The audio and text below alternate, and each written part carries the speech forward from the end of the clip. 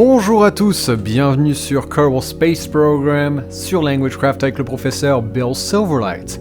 Comme vous pouvez le voir, tout ce que vous voyez est en accéléré, et bien, comme vous voyez, plus ou moins réussi d'ailleurs. Alors, ce que vous allez voir, ce sont les images d'un live qui s'est déroulé il y a quelques jours, la semaine dernière. J'ai pour l'instant abandonné le deuxième module de la station spatiale, celui que vous avez vu, avec les panneaux solaires, parce que c'est impossible à tourner dans l'espace, donc il faut que je trouve un autre moyen pour faire marcher tout ça. On verra. Pour l'instant, je suis en train de mettre du coup un module plus petit, un petit peu comme celui de la station, enfin le premier qu'on a mis en orbite pour l'instant. Et d'ailleurs, regardez bien le vaisseau, j'espère que je vais le remontrer. On a vraiment l'impression que c'est un vaisseau spatial et plus juste une fusée. Regardez, avec les deux trucs sur les côtés, ça fait un peu Y-Wing, enfin Y, vous savez, comme dans Star Wars. Donc je trouve que ça rend vraiment bien. Et donc vous allez voir cette mission-là. D'ailleurs, en parlant de vaisseaux, je vous encourage tous à aller sur les forums de la communauté francophone KSP. Alors bon, je mettrai le lien, mais c'est ksp-fr.fr.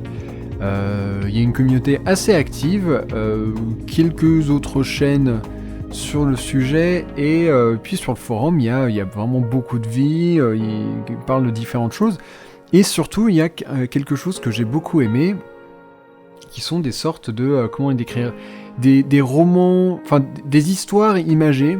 Et nous, ce que c'est juste une histoire dans Kerbal Space Program avec régulièrement des images pour montrer les différents moments de la mission. Et je trouve que ça rend vraiment bien. On y croit, on rentre dedans, et c'est quelque chose qui marche. Pourquoi pas moi-même le refaire un de ces jours. Sinon, moi j'aimerais bien, ça fait quelques temps que je me dis que j'aimerais bien le faire, ça, c'est essayer de reproduire plus ou moins cet effet, mais en vidéo tout simplement, donc faire une sorte de court-métrage dans Kerbal Space Program. Ça existe, j'en ai trouvé un, moi. J'ai trouvé une personne qui faisait ça. Et c'était surtout des cinématiques, pas vraiment des courts-métrages en tant que tels. Mais ça vaut peut-être le coup d'œil si ça peut vous intéresser. Alors là, bon bah vous voyez, alors j'ai fait des progrès pour tout ce qui est orbite et tout. Maintenant j'arrive à le faire à chaque fois, sauf là. Alors pourquoi ? Parce que alors du coup c'est passé vite et puis j'en ai pas parlé, mais à un moment quand j'ai fait le dernier découplage, que j'ai viré tous les autres étages, avec est parti le ASAS, donc la stabilité. C'était prévu, sauf que c'était pas une bonne idée. C'était pas une bonne idée tout simplement parce que c'est impossible de docker avec. Vous allez voir, il me semble que je vous ai même coupé une partie. Mais déjà, vous voyez là à quel point je cours dans tous les sens, je passe à côté plusieurs fois, et ouais, non, c'est vraiment pas pratique, c'est pas utile, et c'est à proscrire. Mais bon, là déjà, je vais vous laisser profiter du prochain moment, qui a beaucoup fait rire les gens dans le chat. Voilà, vitesse normale pour profiter de ça pleinement. Boum! Voilà! Ou comment exploser sa station spatiale, carrément. Moi je fais pas les choses à moitié, je me dis il y a une station et boum. Donc voilà, donc là j'ai paniqué, j'ai juste j'ai mis sur pause, j'ai coupé le jeu, j'ai rage quitté, et heureusement ça avait une sauvegarde automatique pas trop loin que j'ai pu rejoindre. Alors vous voyez, le gros problème en fait de ne pas avoir de pilote automatique, c'est que quand je me mets dans un angle parfait et qu'ensuite je commence à me rapprocher, l'angle va changer. Et du coup je vais tout le temps être en train de revenir, et enfin ça marche pas bien du tout. Donc la chose à faire, quoi qu'il arrive, vous ne posez pas de questions, quand vous avez un vaisseau, vous mettez forcément du SAS. Voilà, là parce que si vous regardez bien, là je suis vraiment pas loin, hein. Mais juste à chaque fois je suis obligé de faire des manœuvres en plus qui font que je rate En plus, alors à confirmer, mais quelqu'un m'avait dit ça et j'ai en fait eu un peu l'impression que c'était vrai pendant que je l'utilisais. Il n'y a pas de magnétisme quand il y a SAS, parce que vous allez voir qu'il y a certains moments où je suis vraiment super proche. Même avec les problèmes d'angle et tout machin, il y a des moments où vraiment je devrais avoir le... je devrais m'attacher, quoi. Donc bon, je vais vous passer le reste. Toujours est-il que ce qui s'est passé, c'est que j'ai abandonné. Hein, tout simplement, je me suis dit c'est mort. Et j'ai supprimé ça. Et j'ai refait exactement la même chose avec un SAS.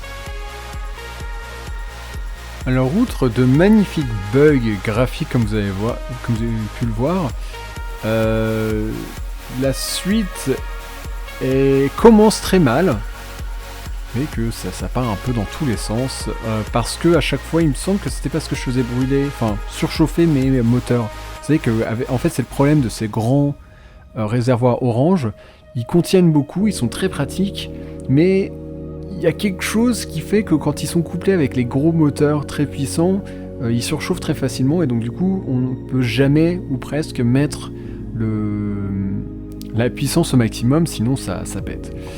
Bref, vous pouvez voir sur le côté, donc là on est de retour sur le design de vaisseau spatial qui est plutôt sympa, même si il est simpliste. La orbite un petit peu plus basse pour qu'on rattrape la station, et vous voyez que là on commence à avoir des points de rencontre assez intéressants. Voilà. Vous pouvez voir sur le côté, là il y a un petit disque séparé. Et ça tout simplement c'est quelque chose que moi je vais pouvoir séparer à la main par la suite, mais c'est le ASAS qui est donc sur le côté, et une fois que ça y est je serai docké à la station, je ferai clic droit découpler et il ira voler autre part sans me déranger. Alors la raison pour laquelle je veux absolument pas avoir de deux SAS ou plus sur la station, c'est parce que d'après ce que j'ai vu, ça fait énormément bouger. Ça bouge un peu dans tous les sens, c'est très étrange, mais c'est une très mauvaise idée d'en avoir plusieurs. Parce que ce qui se passe, c'est qu'ils se battent les uns contre les autres, et donc du coup, ça, c'est ça qui crée toutes les tensions entre les deux. En plus, le problème, c'est que par exemple, donc vous voyez la même découplage que la dernière fois, mais avec le truc qui reste. Le problème va de toute façon se poser quoi qu'on fasse lorsque j'aurai des modules habités, enfin comment dire, des navettes ou alors des vaisseaux qui iront là pour se chercher du carburant et qui vont ensuite repartir. Ceux-là, on veut qu'ils aient du SAS, donc ils vont se coller à la station avec. Et tant qu'ils ne seront pas repartis, et il peut y avoir longtemps avant ça, ils auront de toute façon tout leur carburant. Non, qu'est-ce que je raconte, leur SAS. Bref, donc ça va créer des tensions, pas besoin d'en faire plus que ça. Donc la station en elle-même, le cœur de la station, tout ce qui va rester en un seul bout, je veux qu'un seul SAS. Et si des navettes et autres se collent, bien soit. Alors là, le principe que j'ai adopté, et qui est beaucoup mieux pour se rapprocher, c'est d'utiliser les réticules, et notamment quand on commence à être très proche. Donc là, en l'occurrence, je suis pas encore très proche, mais disons 1 km à peu près. On annule tout le mouvement, donc en allant sur le réticule vert jaune, de sens inverse, c'est là où vraiment on met à fond pour arriver à distance 0 par rapport au target. Là vous voyez que là je suis à 5 mètres par seconde, donc je me rapproche. Et l'autre chose, c'est de garder à chaque fois, essayer de garder le point rose, donc la direction dans laquelle est notre cible, et notre point vert de direction alignés. Et donc du coup à chaque fois on fait un petit time warp, et toutes les toutes les 15 secondes selon le time warp, on arrête, on réaligne, etc. pour à chaque fois se rapprocher. Jusqu'à en arriver là où on est maintenant, à savoir 30 mètres, c'est plutôt pas mal. Et vous voyez que là je suis de nouveau en train d'aligner les trucs. Celui-là, ça va être... Alors ça, ce bout-là, c'est l'avant de la station. C'est le bout le plus avancé de la station. Et Et c'est ça qui... Alors à la base, j'avais 4 modules autour.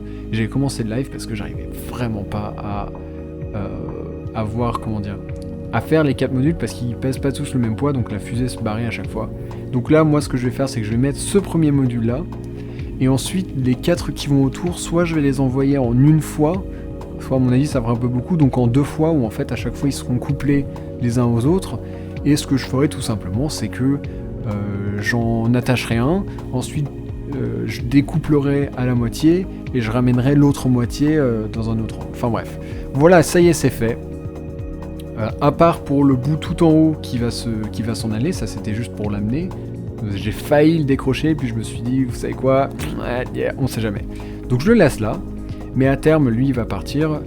Et il sera pas remplacé, il me semble, sur la station spatiale, c'est juste un port ouvert, ça.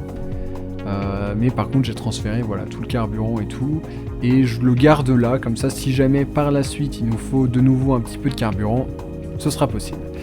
Alors là, on est passé à quelque chose de complètement différent, toujours pendant le même live, c'était à la fin, les gens du live n'ont pas beaucoup aimé toutes les réussites. Ils adoraient quand je me ratais et tout. Enfin, voilà. Ils sont comme vous en gros, hein, je vous connais. Et donc moi je me suis dit que déjà j'allais faire se cracher quelques trucs et également j'allais battre le record de c'est quoi, c'était Félix quelque chose burger avec Red Bull qui avait sauté de 30 km de haut et voilà. Donc moi je me suis dit Kerbal Space Program, on peut faire mieux. Surtout que j'avais un petit truc pour que les Kerbals s'en tirent. Alors, donc vous allez voir ce que c'est. Donc moi j'ai le premier qui a été lâché. J'en ai lâché un deuxième là et je me suis dit, bah tu sais quoi, le troisième, c'est un ouf. Il va finir tout le carburant de la navette, il va aller aussi haut que possible et il va retomber. Vous allez voir de quelle hauteur, c'est assez incroyable. Bon, le problème c'est qu'à chaque fois il fallait que je jongle entre les deux et vous avez vu que j'ai raté le premier. Le premier c'est carrément craché sans moi, mais bon il est mort, donc c'est pas grave. Voilà le dernier, et là je suis en train de pousser un peu avec le RCS. Vous voyez comme quoi, juste le jetpack qu'ils ont avec eux, c'est pas mal, hein, parce que je voulais pas qu'ils tombent dans l'océan, parce que mon truc ne marche pas dans l'océan. Bref, on revient sur ce mec là qui est sur le point d'atterrir. Alors on passe en vitesse normale, et... oh là là, il n'y a plus qu'à 1 km de haut, et qu'est-ce qu'il va se passer? Ah voilà. Voilà mon truc. Alors moi je croyais que ça marchait que sur le casque, et visiblement non. Bon, le truc c'est que ça ne marche qu'une fois. Ce qui est assez étrange. Donc moi j'avais vu des vidéos où si un Kerbal atterrit sur la tête, quelle que soit la distance, il survit. Et c'est le cas. Moi j'ai déjà vu des vidéos d'un mec qui ramenait ses Kerbals de la Lune, enfin de Moon, avec leur jetpack, et ils survivaient sans problème. On est des warriors, voilà, PGM. Lui il va monter jusqu'à combien là, 4561 km. Voilà, les gens voulaient voir sa vision, bah ça donne cette atrocité.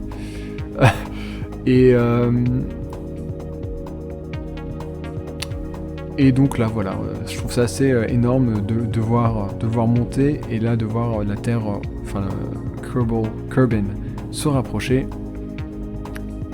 Et j'ai bien cru qu'il allait tomber dans l'océan au final, parce que ce que j'avais pas calculé évidemment, c'est que Kerbin continue de tourner pendant ce temps-là. Donc là on est repassé en vitesse normale, et on va terminer la vidéo sur son atterrissage en toute beauté. Donc de 5000, presque 5000 km à 0. Je me souviens plus de la vitesse, mais c'était assez... Ah non, c'est vrai, lui il avait pas rebondi. Ouais, parce qu'en fait le problème c'est qu'on peut pas orienter pour que ce soit la tête qui frappe en premier, mais bon. Bref, merci à tous d'avoir regardé cette vidéo. Si vous aviez suivi le live, eh bien j'espère que vous avez regardé également. Bientôt la suite de la station spatiale et quelques projets communautaires. Salut à tous!